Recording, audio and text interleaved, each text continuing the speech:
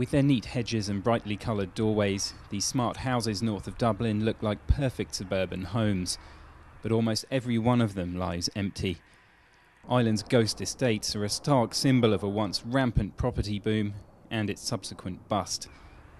Marion Gleeson paid €1 million for her 5-bedroom house before the crash.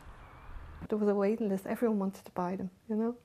And they were all nearly all sold. It's hard to believe now they're all empty, but most of them were sale agreed.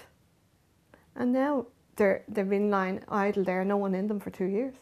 And you're driving into the estate every day and it's like a ghost town. It's just, you know, it's crazy.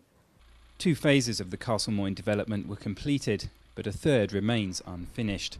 Some of the houses are no more than foundations.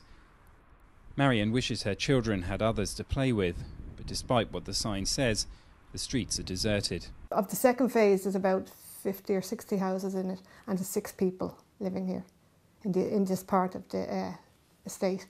When we moved in July 2008, we were the last people to move in. Nobody has moved in since.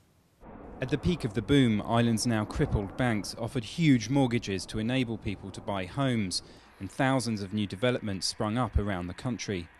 You could borrow 100% to purchase the property, and maybe 110% in some cases. People knew they could get that extra 10% if they wanted to pay an extra 10%. So the peak of the market, no one could see the top. It looked like everything was just going to keep going up. But after the global economic crisis broke in late 2007, it triggered a rapid descent in the Irish economy and its property market.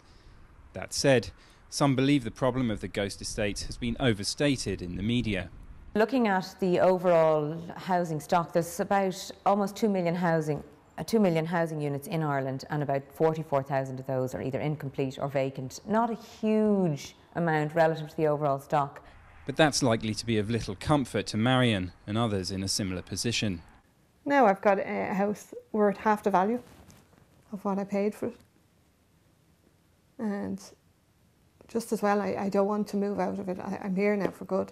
But I wouldn't have a hope in hell of selling it, you know. Whether or not improved economic fortunes one day breathe life into the ghost estates, Ireland's downturn has been so severe that the exuberance and speculation of the boom years may never be seen again.